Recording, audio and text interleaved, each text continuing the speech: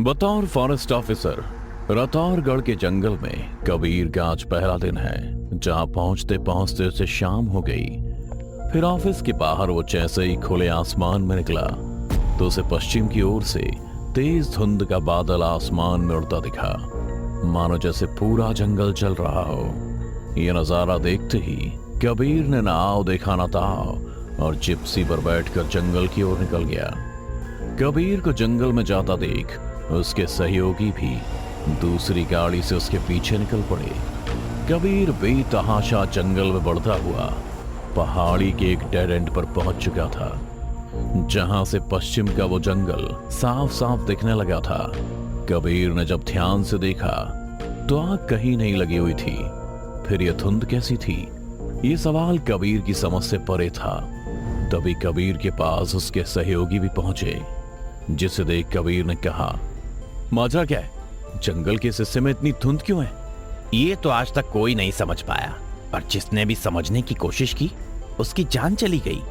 सहयोगी के मुंह से बात सुन कबीर आग बबूला हो उठा, और इससे पहले कि वो कुछ बोलता तभी उसने देखा कि नीचे जंगल में कुछ लोग उस धुंध की तरफ बढ़ रहे हैं, जिसमें से एक आदमी के हाथ में मशाल है जो किसी पुजारी की तरह लग रहा था। वहीं उनके पीछे कुछ लोग जानवरों को बांधे अपने साथ ले जा रहे थे।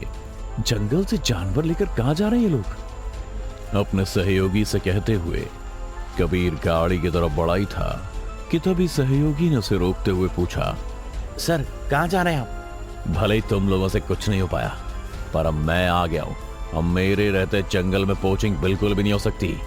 कबीर अपनी गाड़ी में बैठ ही रहा था कि तभी उसके सहयोगी ने कहा, सर ये कोई शातिर शिकारी नहीं बल्कि गांव के मासूम लोग हैं जो धुंध से राक्षसों को शांत करने के लिए बलि देने जा रहे हैं। अपने सहयोगी के मुंह से राक्षस की बात सुन कबीर ने उसे ऐसे देखा जैसे वो जाहिल इंसान हो और बेकार की कहानी बना रहा हो। इसलिए वो खुद ही अपना गुस्सा पीकर सबको साथ लेकर चलने को हुआ ही था कि एक और मुसीबत खड़ी हो गई।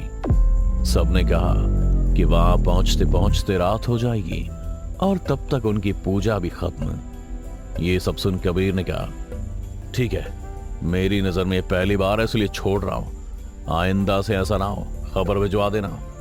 कबीर की इस बात को सुन उसका सहयोगी बोला, आप अभी जंगल में नए नए आया साहब, क्यों गांव वालों के पचड़ों में पड़ रहे हैं? अरे वो किसी लॉ एंड ऑर्डर को नहीं मानते, बीच में पड़े तो आपकी जान को भी खतरा है। अबे तू फॉरेस्ट डिपार्टमेंट का आदमी है या गांव का? पहले गांव साहब, समझ लीजिए हर मामले में शहरी लोग टांग ना घुसाए तो ही अच्छा होगा। तू सर से कैसे बात कर रहा है? माफ कीजिए सर, पर सही कह रहा है। सदियों से सब चलता आ रहा है और अगर आप रोकेंगे तो दिक्कत हो सकती है। जंगल अपने बाप का समझाएगा इन गांव वालों ने, जो मन में आएगा वो करेंगे। याद रखो, अब और दोबारा उस ओर जाते दिखा तो तुम्हारी छुट्टी हो जाएगी। फिर घर बैठ के भगाते रहना धुंध के राक्षस को। इतना कह कबीर वापस ऑफिस चला गया। देखते ही देखते गांव वालों के बीच उसकी सख्ती के चर्चे तेज होने लगते हैं, क्योंकि वो दिन पर दिन जंगल से जुड़े नियम कानून पर अपनी नकेल कसते ही जा रहा था। साथ ही नियम तोड़ने वालों की हालत पस्त कर रहा था।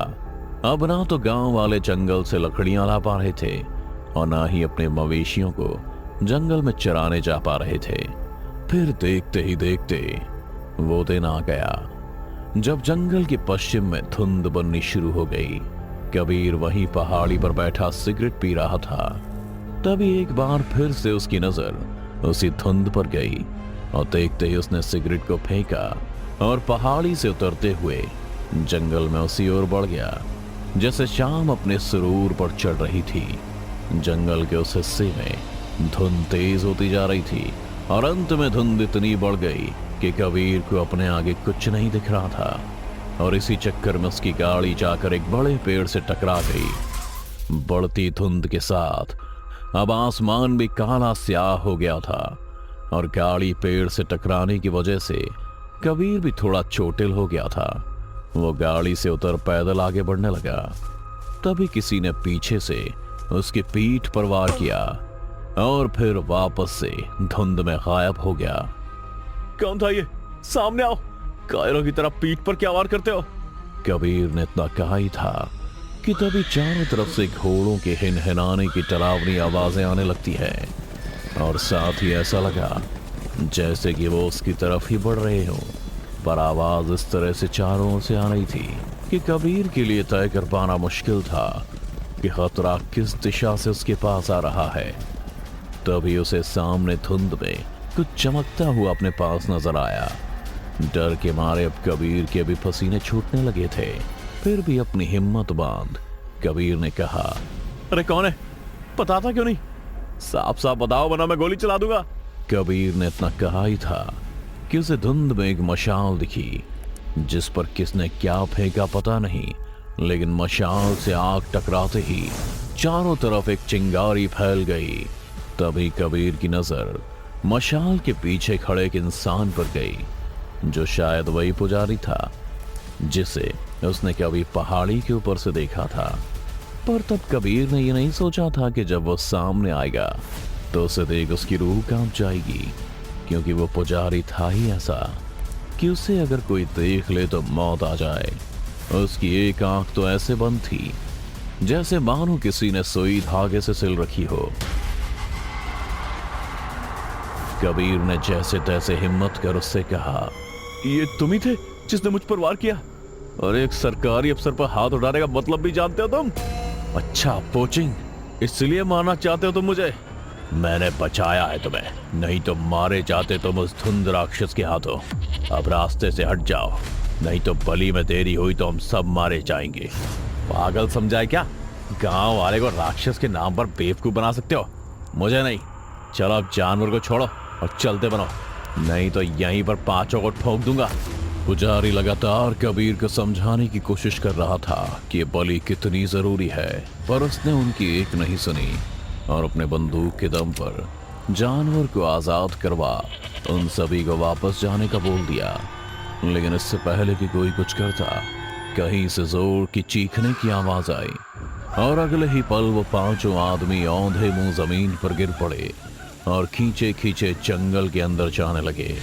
मगर कबीर सही सलामत खड़ा था। उसे समझ ही नहीं आ रहा था कि आखिर वो गिरे कैसे और अपने आप कैसे खींचे जा रहे हैं। इसलिए वो भी उनके पीछे दौड़ जाता है ताकि सच का पता लगा सके।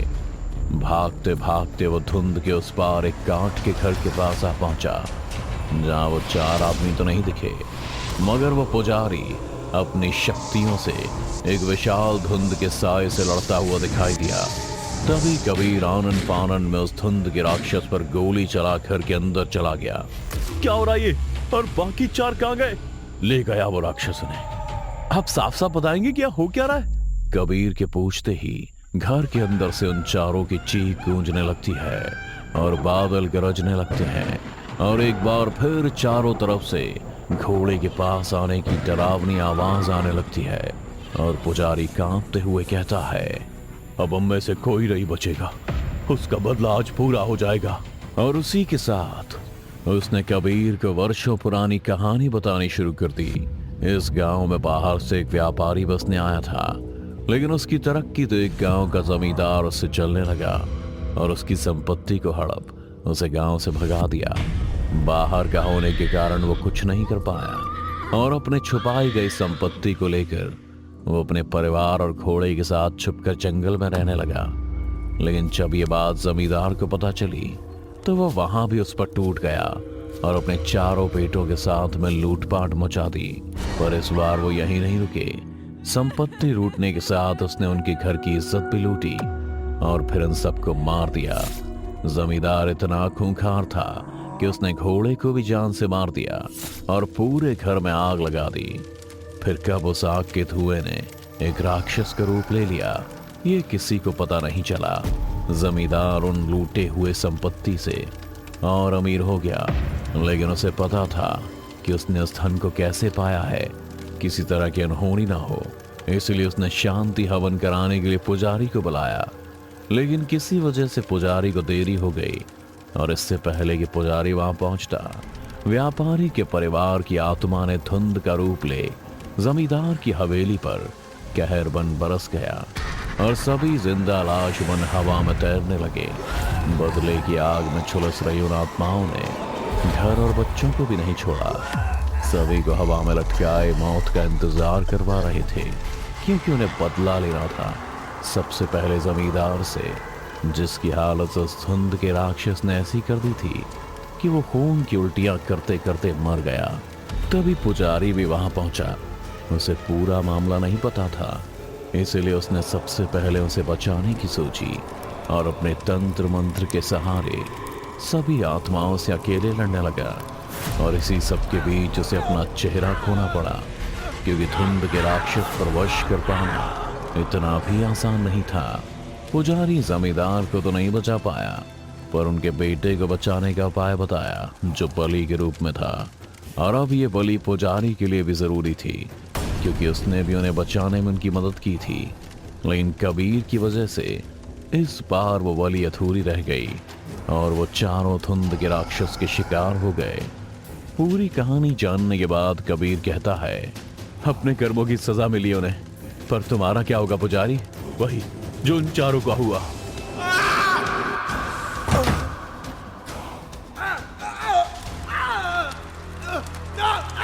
कबीर ने जैसे ही सब होते देखा, वो उल्टे पांव वहां से भाग निकला बिना पीछे देखे। लेकिन तभी एक पत्थर से उसका पांव टकराया और वो गिर पड़ा, जिसके बाद उसकी आंखें बंद हो गई। और जब तक वहां कोई धुन नहीं थी, साथ ही सुबह भी हो चुकी थी। चारों लोग उसके आजू बाजू में थे, जिसे उसने आजाद करवाया था, शायद इसलिए ताकि बेहोशी के वक्त कोई और जानवर कबीर पर हमला न करे। कबीर खुद को जिंदा पा ये सब समझ गया और उन जानवरों को प्यार करने लगा। साथ ही ये भी समझ गया कि उस धुंध के राक्षस ने उसे इसलिए नहीं मारा क्योंकि उसने बलि को रोक उन्हें अपना बदला लेने में मदद की थी।